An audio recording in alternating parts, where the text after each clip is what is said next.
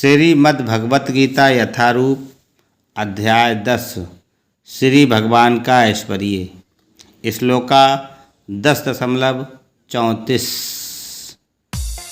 मृत्यु सर्वहरश्चा अहम् उद्भवश्चा भविष्यताम्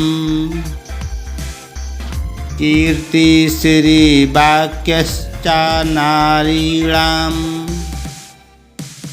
स्मृति मेधा धृति क्षमा।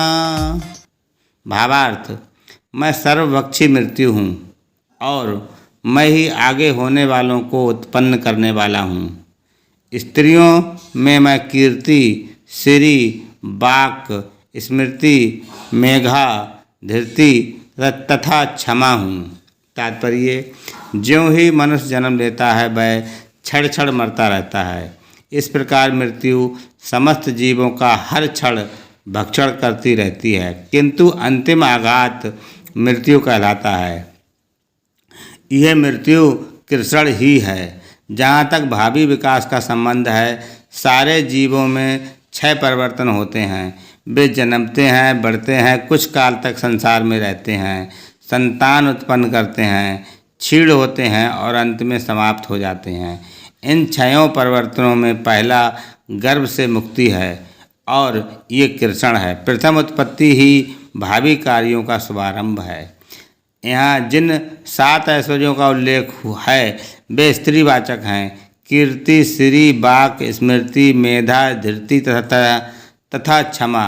यदि किसी व्यक्ति के पास ये सभी या इनमें से कुछ ही होते हैं तो वह यशस्वी होता है। यदि कोई मनुष्य धर्मात्मा है तो वह यशस्वी होता है। संस्कृत पूर्ण भाषा है, अतः यह अत्यंत यशस्विनी है। यदि कोई पढ़ने के बाद विषय को स्मरण रख सकता है तो उसे उत्तम स्मृति मिली होती है।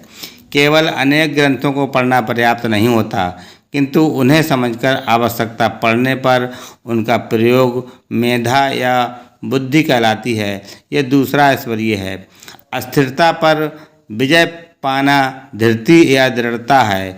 पूर्णतया योग्य होकर यदि कोई विनीत भी हो और सुख तथा दुख में संभाव से रहे तो यह ऐश्वर्य क्षमा कहलाता है।